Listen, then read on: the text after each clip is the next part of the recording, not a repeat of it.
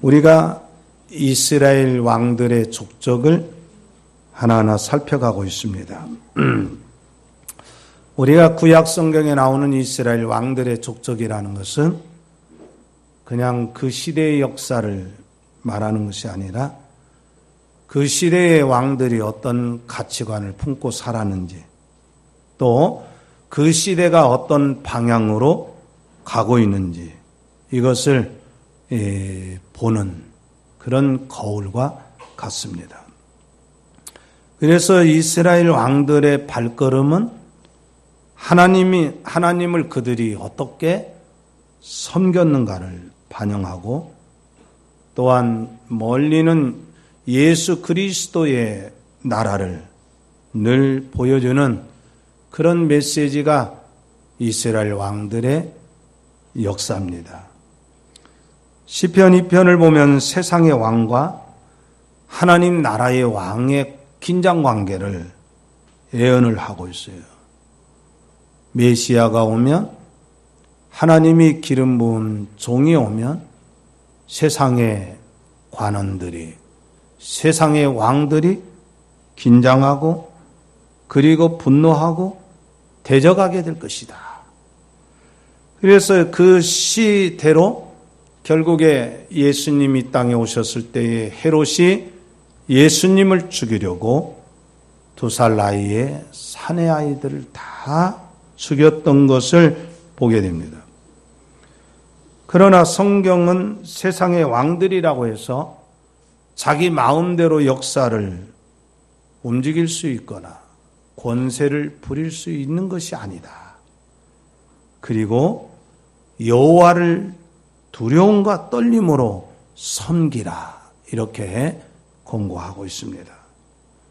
세상의 왕이지만 하나님을 두려워할 줄 아는 그 왕은 공의롭게 통치를 하고 하나님의 이름에 합당하도록 세상을 빛냈어요.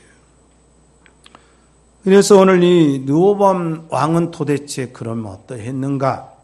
이 르호보암 왕의 통치 이념을 보면서 오늘 우리는 이 세상에 대해서 어떻게 대처하며 살아가야 할 것인가? 우리의 역할이 어떠해야 하는가? 이런 점들을 대해서 말씀을 살펴보도록 하겠습니다. 먼저 우리가 꼭 기억할 것은 르호보암 시대에는 어두움이, 아주 영적 어두움이 짙게 깔린 시대였어요. 특히 이제 솔로몬 왕의 말년의 타락이 르호보암 시대를 어둡게 했어요. 솔로몬 왕의 말년의 사역에 대해서 그 르호보암 왕의 아버지 솔로몬 왕의 말년 사역을 간략하게 정리하면, 솔로몬 왕은 이방 여인을 첩으로 많이 얻었어요. 또 하나는 이방 여인들이 올 때마다 치마폭 속에 우상을 가지고 와서 솔로몬 왕은 이방 여인들이 가지고 온 이 우상의 영향을 많이 받아서 아스다롯을 따르고 암몬 사람의 밀공과 그 다음에 그 바알을 숭배하는 이런 우상 숭배를 했습니다. 또 하나는 이 솔로몬 왕은 그 마음이 아버지 다윗과 같지를 않았어요. 그래서 하나님의 율례와 법도를 따르지 않고 하나님을 사랑하지 않았어. 여호와 앞에 온전한 마음으로 살아가지 않았어요. 결국 이제 이 솔로몬 왕의 어두움이 결국 나라를 어렵게 만듭니다. 그래서 이스라엘은요, 이겁니다. 우리 한번 따라 삽시다. 왕이 우상을 숭배하며 주변의 나라가 침략해 옵니다. 그러니까 우리도 마찬가지죠. 내가 우상 숭배하면은 나도 모르는 사이에 악한 것들이 우리 개인을 그리고 우리 가정을 침범해 온다는 것을 경험하게 됩니다. 결국 역사의 주관자는 누구인가? 사람이 아닙니다. 인간이 아닙니다. 내가 내 인생의 주관자도 아닙니다. 신명기 32장 39절을 보면 나 외에는 신이 없도다. 나는 죽이기도 하고 살리기도 하고 상하게도 하고 낫게도 하는 내 손에서 능히 빼앗을 자가 없다. 그래서 하나님만이 역사의 흥망성쇠를 주관하시고 내 인생의 삶의 행과 불행을 이제 주관하시는 하나님이시라는 것을 성경은 유감없이 보여주고 있어요. 아버지의 어두운 유산을 고스란히 물려받은 이 르호보암. 그러면 희망이 없는가? 우리가 이 시대에 살면서 나는 내 입에 흙수저를 물고 태어났다. 내 운명은 어떻게 해든지 결정되었다. 이렇게 해서 서울대를 다니는 학생이 그만 좌절해서 자살을 했어요. 우리가 시대를 잘못 만나서 암담한 현실을 맞을 때가 있고 희망이 없어 보일 때가 있어요. 마치 르호보암처럼 말입니다. 특히 이제 우리 시대의 교회가 그렇다는 거예요. 통계청에 의하면 2014년도에 비해서 15년도 기독교인들이 18만 명이 감소가 되었다. 기독교인 숫자가 줄었다, 늘었다, 이게 중요한 게 아니라 바로 한국교회에 지금 생명을 살리느냐 죽이느냐는 바른 복음이 선포되지 않고 있다. 하나님 중심의 교회 풍토가 되지 않고 사람이 주인이 되는 교회 풍토가 되었어요. 십자가의 구속의 은혜를 귀하게 듣지 않고 식상하게 듣고 그래서 영적으로 십자가의 복음에 취해 있질 않아요. 그러니까 예배를 하나의 문화로 생각하니까 예배 시간에 진정으로 마음을 다해서 예배를 드리는 것보다도 하나의 형식, 의식 이렇게 예배를 드리고 있고 그리고 종교 생활에 분주하다 보니까 결국 마음이 공허해 있어요. 우리 한번 따라 삽시다. 마음에 복음이 없으면 공허해집니다. 바른 십자가의 복음이 없으면 사람들은 공허해져요. 그러니까 이제 이 십자가의 복음에 의해서 자기 영혼이 깊은 은혜를 누리지 못하니까 종교 활동을 하면서 하나님의 사랑의 감동을 느끼지 못하고 서로 작은 일에 상처를 주고 상처를 부고 디모데 후서 4장에 보면 사도 바울이 말한 것처럼 말세가 되면 사람들이 순수한 복음을 들으려고 하지 않아요. 진리의 마음을 기울이지 않아요. 흥미위주로 취미위주로 종교 생활을 해요. 그런데 실질적으로 이게 이제 일반의 성도들만 그런 것이 아니라 이런 사람들이 장로 노릇하고 이런 사람들이 심지어 목사 노릇까지도 합니다. 영적으로 캄캄한 시대라는 거예요. 자, 르호보암이 그런 영적 어두움을 안고 태어났는데 놀라운 것은 하나님은 우리 한번 따라서 합시다. 하나님은 어느 시대든지 시대의 등불을 끄지 않으십니다. 여러분 그렇게 믿으십니까? 아무 아무리 캄캄하고 시대가 어두워도 하나님은 그 시대를 밝히는 준비를 해. 누구를 두느냐? 바로 선지자를 둡니다. 오늘 여기 르호보암 시대에 선지자 두 사람이 역할을 합니다. 그리고 빛을 줘요. 첫째로 하나님은 여로보암에게 아이야라고 하는 선지자를 보내서 너는 어두운 시대를 준비하라. 그런 빛을 줘요. 그러니까 솔로몬 왕의 말년에 선지자 아이야가 여로보암에게 하나님의 계시를 전해줘요. 하나님께서 솔로몬에게서 이 나라 10나라를 10지파를 이제 빼앗아서 너에게 줄 것이다. 여로보암에게 그렇게 계시가 와요. 이때 선지자 아이야는 하나님의 예언을 그냥 전한 것이 아니라 자기 자신의 새 옷을 10조각을 내서 여로보암에게 주면서 하나님이 10지파를 네게 줄 것이다.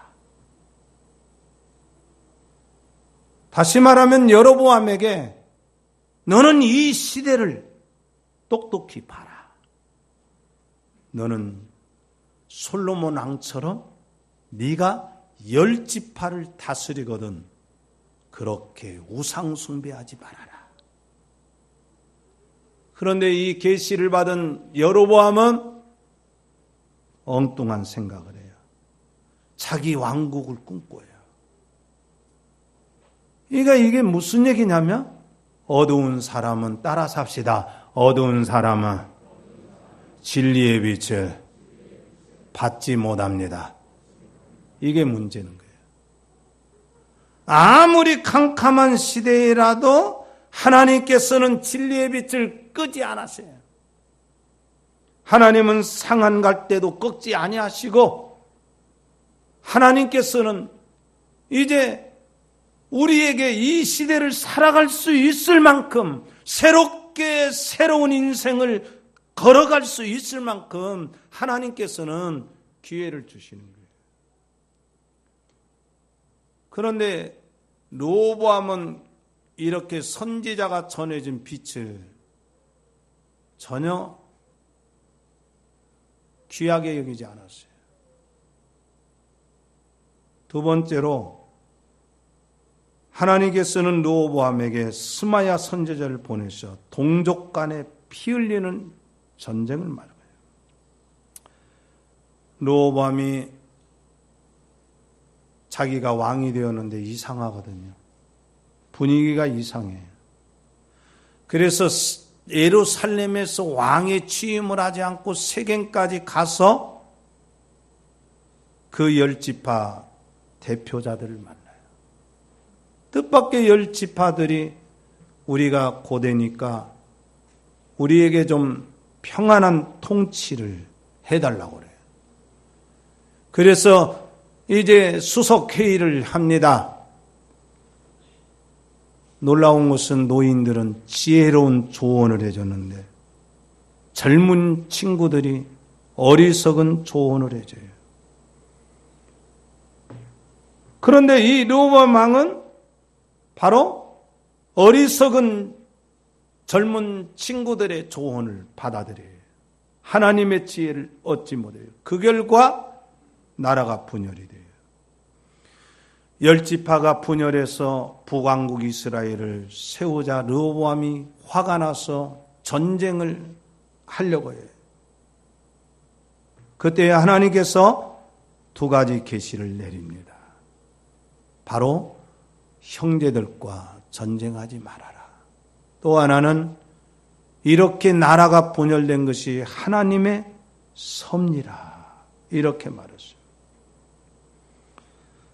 그러니까 하나님께서 이제 이 선지자들을 통해서 르호보암에게 북쪽의 여로보암에게 왜 이런 분열이 왔는지를 생각해야 하는 메시지를 줘요. 여러분, 선지자가 있다는 것은 그 시대의 희망입니다. 오늘날도 전국적으로 목회자들이 이 시대의 교회가 개혁되지 않으면 안 된다는 목소리들이 왕성하게 올려지고 있어요. 높여지고 있어요. 그런데 정작 어떻게 개혁해야 할 것인가에 대한 방향을 잃지 못하고 잃어버렸어요. 그걸 찾지 못해요. 많은 사람들이 이겁니다. 바른 복음으로, 바른 말씀으로 돌아가자. 하나님은 시대마다, 우리 한번 따라서 합시다. 시대마다 말씀으로 회복시키십니다. 여러분 그렇게 믿습니까? 하나님의 말씀으로 회복시켜줘요. 만약에 하나님께서 그 시대를 기대하지 않으면 메시지를 중단해요. 그게 어느 때입니까? 구약 말라기 시대에 400년 동안 하나님 말씀이 내려지지 않아요. 엘리 제사장 시대에 하나님의 말씀이 희귀해요. 더 이상 하나님의 말씀이 내려지지 않아요. 자, 이렇게 아버지가 흐려놓은 역사를 바로잡고 나갈 수 있는 기회가 르호보암에게 주어졌어요. 그런데 놀라운 것은 르호보암이 영적인 감각이 없어요. 나라가 분열된다는 메시지를 분명히 들었어요. 그러면 북왕국 10지파를 쳐버리겠다는 전쟁을 생각할 것이 아니라 하나님께 물어봤어야 할 거 아니에요. 하나님, 왜 이런 현실이 왔습니까? 하나님, 내가 왕으로서 뭐가 부족합니까? 내가 깨달아야 할 것이 뭡니까? 나라가 분열되었다는 데에서 가슴 아파하고 통곡을 해야 되는데 이 르호보암은 가슴 아파하고 통곡하는 대신에 분노만 하고 있어요.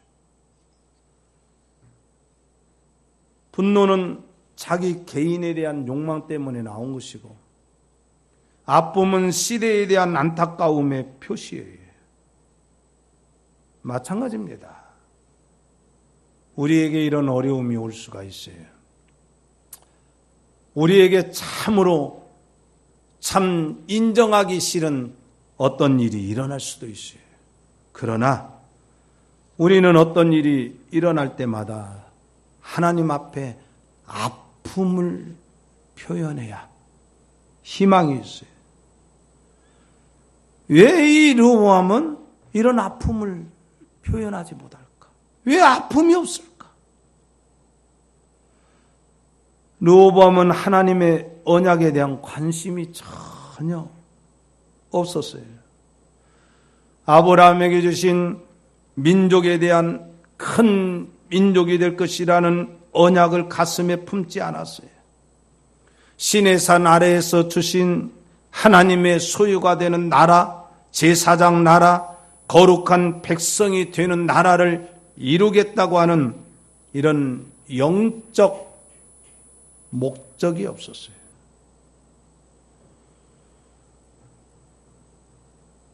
언제나 자기가 진정한 왕이 아니라 하나님이 자신의 왕이라고 고백하는 삶이 있어야 되는데 이 르호보암은 그런 고백이 없어요. 자기가 왕이에요. 여러분, 우리 한번 따라 삽시다. 나의 왕은 내가 아닙니다. 여러분 그렇게 인정합니까? 내가 나의 왕, 나 자신을 내가 왕이라고 생각하고 살아가는 사람은 하나님께 굴복하지도 않고 묻지도 않고 순종하지도 않아요. 교회가 마찬가지예요. 교회가 어느 한 사람이 월등한 능력이 있어서 교회가 이루어지는 것이 아니에요. 교회는, 참된 교회는 교회를 이룬 모든 지체들이 예수님이 우리의 왕이시고 우리 교회의 머리시고 우리 교회의 주인이십니다. 이 고백을 날마다 해야 돼요. 목회자가 왕이 아니에요. 장로도 아니에요. 신약교회의 사명에 대해서 베드로 사도는 이렇게 말했어요. 너희는 택하신 족속이요 왕같은 제사장들이요 거룩한 나라요 하나님의 소유된 백성이다. 이렇게 말했어요. 그러니까 하나님을 주인으로 모시지 않고 우상을 숭배했던 아버지의 그 어두운 통치가 결국 나라를 분열시키게 만들고 나라를 어둡게 만들었다는 게 마찬가지예요. 우리 가정에 우리의 선대 아버지 부모들이 하나님 몰라서 우상 숭배해서 결국 어둡게 살아갔던 거예요. 고난을 겪고 살았던 거예요. 우리 조상들이 이제 돈이 많다고 해서 세속적으로 살고 타락함으로 우리들이 어렵게 살았다는 거예요. 그렇다면 우리는 서둘러서 하나님, 이제부터는 내가 거룩한 백성으로 살아가겠습니다. 나의 후대에는 이런 어두운 우상의 문화를 남겨놓지 않겠습니다라고 이렇게 역사에 대해서 우리의 삶에 대해서 묵상하며 하나님 앞에 서야 됐었는데 르호보암도 마찬가지고 우리 민족교회도 마찬가지라네. 더 웃긴 것은 뭔지 알아요? 이 르호보암 왕이요, 아버지의 모습을 그대로 닮아갑니다. 참 이상하잖아요. 며느리들이요, 시어머니 보면서 나는 절대로 저렇게 독한 시어머니는 안 돼야지. 나는 절대 우리 시어머니처럼은 안 해야지 하면서 나중에 자기가 시어머니가 되면 시어머니 욕했던 그 시어머니를 고스란히 담고 있더래. 부모가 어떻게 살아갔는가, 그것은 자녀들에게 아주 막대한 지대한 영향을 끼쳐요. 역대하 11장 18절로 23절을 보면 르호보암의 가족들이 소개가 되고 있어요. 참 놀라운 것은 르호보암이요, 아내를 18명을 줘요. 그리고 첩을 60명을 거느려요. 그 사이에서 아들이 28명, 딸 60명 태어나요. 아이고, 아버지 솔로몬 왕보다는 낫구만요. 그렇게 치부할 수 있겠지요? 그러나 르호보암이 아버지의 솔로몬 왕의 길로 그대로 그 길을 답습하고 있어요. 어떻게 답습하느냐? 첫째로 르호보암은 아버지 왕이었던 솔로몬이 아내와 첩을 많이 둔 것처럼 역시 혼인의 신성함을 깨버립니다. 신명기서에 보면 이스라엘 왕들에게 일러준 말들이 있어요. 말을 많이 두지 마라. 애굽으로 돌아가지 마라. 그리고 부인을 많이 두지 마라.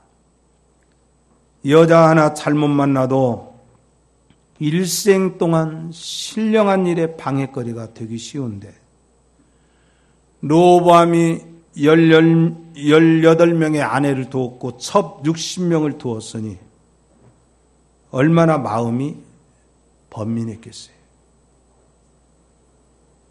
솔로몬의 영적인 모든 문제는 여기에서 시작이 되었어요. 우상 숭배하는 여자들이 솔로몬의 그 삶을 애워싸고 있어요. 여보, 나 사랑하지요?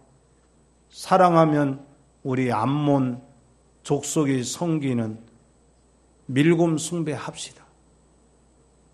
여보 사랑하지요? 우리 민족이 섬기는 바알신을 섬깁시다. 여보 사랑하지요? 이렇게 해가면서 여자들이 꼬이는데 남자들이 안 넘어가요? 여러분, 누가 남자를 강하다고 했어요? 누가 남자를 강하다고 해요? 여자한테 꼼짝 못하는데. 그러니까 오늘날에도 우리 사회 구조를 보면 진짜 여성 상위 시대가 되었어요. 교회 안에서도 마찬가지예요. 장로님들이 힘이 있는 것이 아니에요. 장로님들의 부인들이 힘이 더 있어요. 진짜 그런 시대가 됐어요. 얼마나 타락한 시대입니까?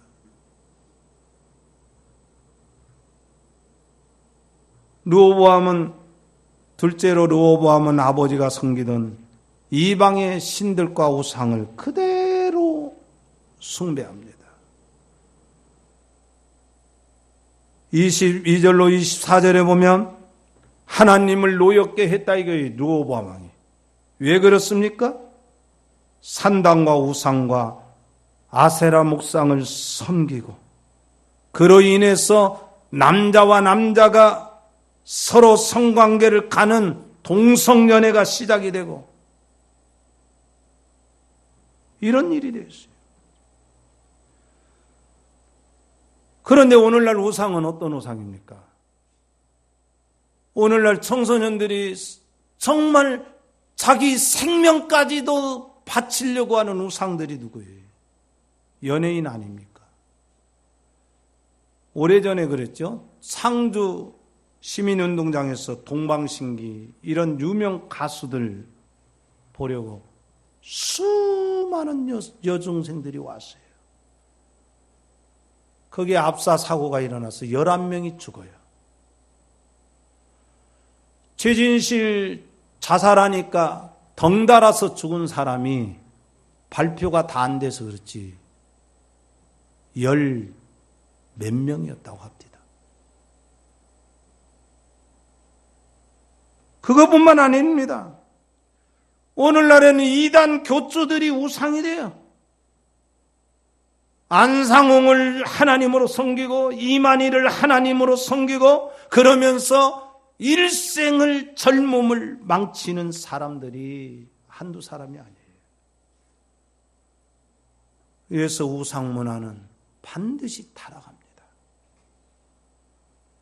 당시 가나안 종교 행사는 대부분이 음란행위였어요. 사람을 죽여서 인신 제사를 드리는 폐륜적인 일들이 빈번했어요. 그러다면 이 르호보암은 아버지의 우상 숭배가 낳은 역사적인 비극을 아파하지 않아요. 오히려 아버지가 했던 우상 숭배를 반복하는 거예요. 사랑하는 성도 여러분, 여러분의 가정에 우상이 있습니까? 우상을 단호하게 버릴 수 있기를 부탁합니다. 여러분 우상 숭배하지 않기를 부탁합니다. 마지막으로 르호보암은 아버지 솔로몬이 여호와의 율법을 버렸던 것처럼 말씀에 관심이 없었어요. 르호보암은 아버지가 이렇게 놓은 화려한 그 건축 문화를 보고 자라요. 거기에서 늘 화려한 문화 속에서 돈이 따르고 여자가 따라요. 그래서 아버지의 마지막 늙어서의 삶이라는 것이 하나도 신령하게 그 아들 르호보암에게 영향을 끼치지 못해요. 오히려 어두운데 영향을 끼쳐요. 그래서 어렸을 때부터 영적인 바른 모습을 부모가 보여주는 것은 그 자녀의 일생을 복되게 하는 길입니다. 잠언 22장 6절에 보면 마땅히 행할 길을 아이에게 가르치라. 그리하면 늙어도 그것을 떠나지 아니하리라. 우리 한번 따라 삽시다. 부모가 가정에서 예배드리며 자녀들의 영혼이 생명 있게 삽니다. 그게 다른 게 없어요. 부모가 말씀을 보는 거예요. 부모가 말씀을 순종하는 거예요. 역사를 빛낸 사람들의 면면을 보면 어머니들이 깨어 있었어요. 그게 대표적으로 보면 이삭의 부인 리브가였어요. 리브가는 자기 뱃속에 쌍둥이가 있다는 것을 알아요. 하나님, 왜 이런 일이 있습니까? 하니까 야, 네 뱃속에 두 국민이 있다. 하나는 버림받은 국민, 하나는 선택받은 국민. 나중에 이 리브가는 하나님의 언약을 귀하게 여기고 말씀을 잘 순종하는 아들 야곱에게 너는 언약 백성이다. 너는 언약 백성이다. 이것이 언약의 귀한 통로가 된 야곱이 길러져요. 모세의 어머니 요게벳은 그 무서운 살상이 있음에도 불구하고 그 어린 아이를 믿음으로 길러요. 나중에 안 되게 생겼으니까 갈대 상자로 그 나일강에 던지지요. 그렇지만 하나님께서 다시 자기 아들을 자기 품에 안고 키울 수 있도록 하나님께서 그래요. 그때마다 너는 따라 삽시다. 너는 히브리 민족이다. 너는 언약 백성이다. 너는 애굽의 사람이 아니다. 너는 이 땅만 바라보고 사는 사람이 아니다. 너는 민족을 구해내라는 이런 사명을 어렸을 때부터 계속한 거예요. 어두움이 짙었던 시대에 사무엘의 어머니 한나는 그 시대를 새롭게 변혁시키게 해달라고 자기 아들을 아버지께 드려요. 교회사에서는 어거스틴이 방탕할 때 그 어머니 모니카가 그 아들 위해서 20년 동안을 눈물의 기도를 드려요. 어머니의 영적인 그 흐름이 자녀들의 미래를 결정한다는 것을 보여준다는 거예요. 부모들이. 반면에 르호보암의 어머니는 암몬 여인이었어요. 타락의 길로 가도록 하나님과 멀어지도록 교회를 등한히 하도록 이 르호보암을 길러요. 여러분,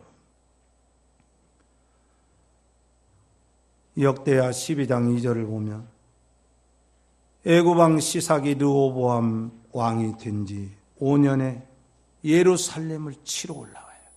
그리고 성전의 보물을 뺏어가요. 왕궁의 보물을 빼앗아가요.